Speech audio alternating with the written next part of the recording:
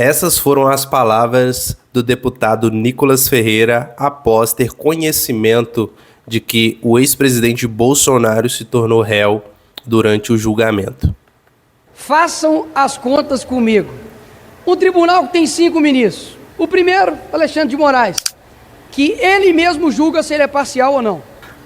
Alexandre de Moraes, além de se julgar parcial ou não, ele entra como relator, ele entra como juiz e ele entra como acusador.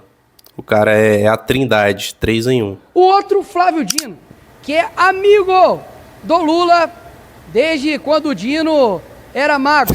Terceiro, ministro, era ex-advogado do Lula, Zanin. O quarto e o quinto foram indicados pelo PT. O quarto e o quinto que ele se refere é o Dias Toffoli, que foi indicado pelo PT, e a ministra Carmen Lúcia, que é ministra desde que o Lula era menino, né? Que essa mulher, meu Deus, não envelhece nunca. Senhores, vocês estão de sacanagem. Vocês vão falar comigo que esse julgamento é sério, que é um julgamento imparcial. Ora, os próprios advogados...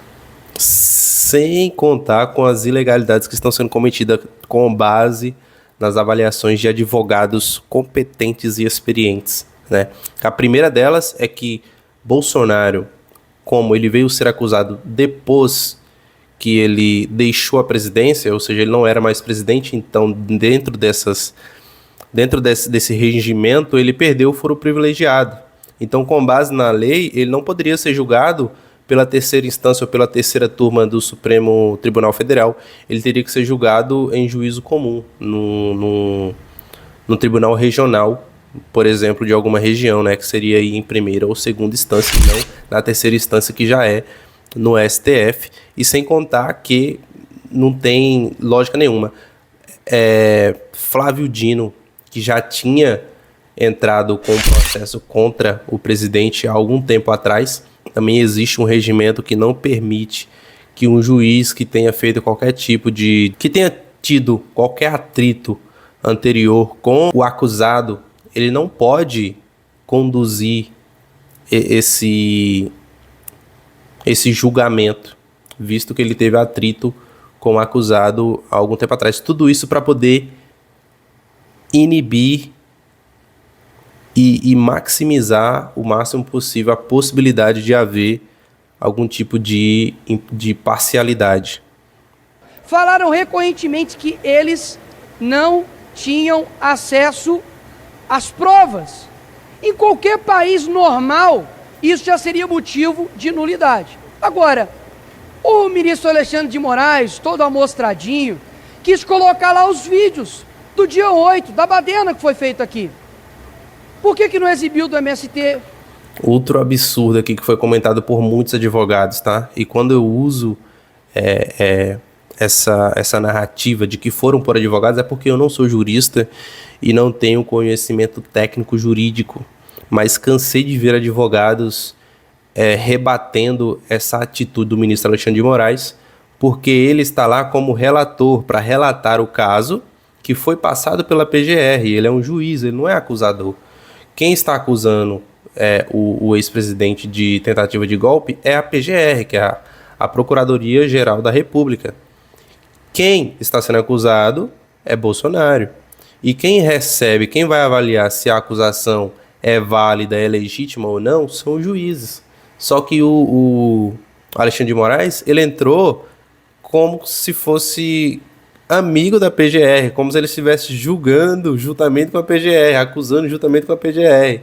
Aí ele vai lá e faz apresentações, né, usando o material, um conteúdo digital, que eram os vídeos, e falar que não há mais dúvidas que, de fato, o ex-presidente ele está envolvido, não sei o quê, sendo que ele não tinha nem sequer ouvido os advogados ainda do julgado.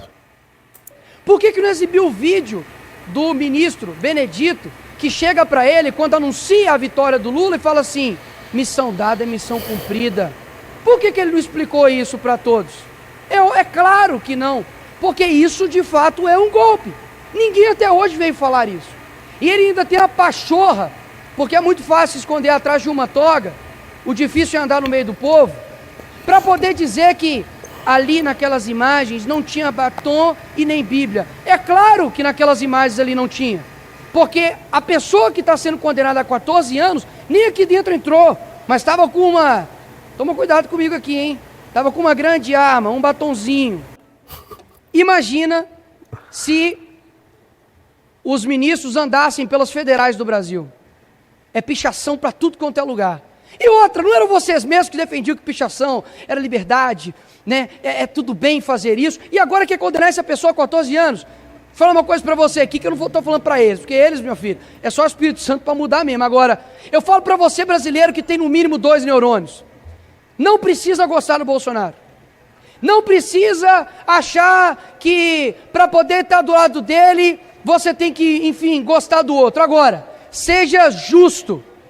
É inacreditável você falar que esse cara vai para a cadeia porque ele tentou dar um golpe fictício lá dos Estados Unidos, enquanto não tem nenhum corrupto da Lava Jato preso, enquanto não tem nenhuma pessoa que comete crimes sérios nesse país, como no PCC e no CV, estão sendo soltos pelo STF. É inacreditável a vergonha que se tornou o STF. Vocês, sim, são os covardes e têm manchado a história desse país. Vocês podem ficar calmos, tenham paciência e um dia nós venceremos. Obrigado, presidente. Caramba, meu irmão. Que paulada, viu? O que ele fala é real. Tem muitos aí, principalmente quando se tratam de ministros e parlamentares que fazem parte do coro do Partido dos Trabalhadores, né? Que a maioria é acusado de corrupção, de lavagem de dinheiro, de formação de quadrilha, de desvio de dinheiro público, e na maioria das vezes os crimes prescrevem, eles não conseguem, e a justiça não consegue prender porque o crime prescreveu, não conseguiu julgar, sendo que existe até vídeo do cara colocando dinheiro na cueca, e isso não é prova de materialidade e autoralidade suficiente para que ocorra uma condenação. Visto que quando você olha para o caso de Bolsonaro, porque assim, a condenação, a acusação em si, não é que o Bolsonaro ele participou dos atos, porque isso é improvável. É tanto que ele não estava no Brasil nesse dia, mas eu acredito que a condenação em si é pela incitação ou pela lideração, né? Então, o que o STF, o que a PGR quer dizer é que o Bolsonaro ele é responsável por comandar e por conduzir todo aquele desastre que de fato aconteceu, uma destruição, uma deteriorização de patrimônio público naquele dia.